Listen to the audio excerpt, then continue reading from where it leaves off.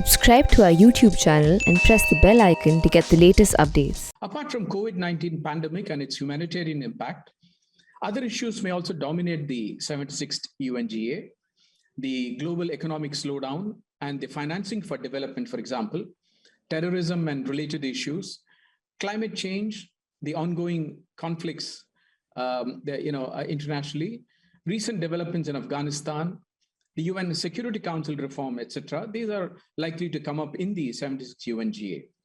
And this UNGA is an important occasion for India as well, for many reasons.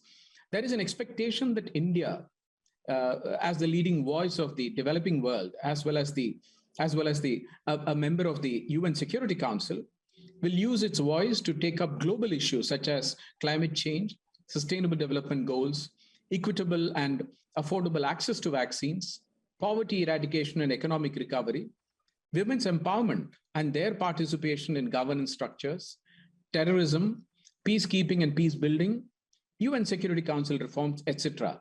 And we have done so before, and we will continue to do so. And will India make a call to the world on fighting terrorism, especially that might just impact India? I think you're right. As we, in the 76th UNGA, not necessarily, of course, just in the high-level segment, but also as we move forward into the 76th session, issues relating to Afghanistan and certainly issues relating to terrorism will be extremely important. On Afghanistan, you've heard our Prime Minister. Our Prime Minister has already made our stand very clear in his recent address to the SCO summit last week. And in his statement, the Prime Minister dealt with some very specific issues relating to non-inclusive, non-negotiated transition of power.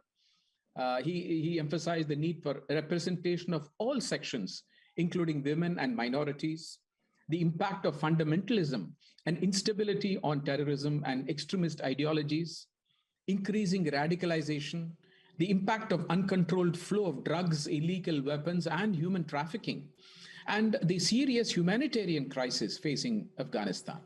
So we have also had an important resolution. As you know, this was a resolution passed in the UN Security Council on the 30th of August under our presidency.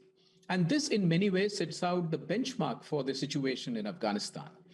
And we also see a central role for the United Nations in this context, for the international community to come and address them jointly and effectively.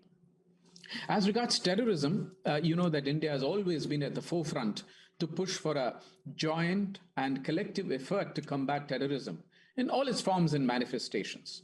And we have played an active role in shaping the global counter-terrorism strategy. This strategy, in fact, was adopted a couple of months ago, by the United Nations member states. And we will stop all attempts to weaken the collective resolve of the member states to fight terrorism or to provide justification for terror.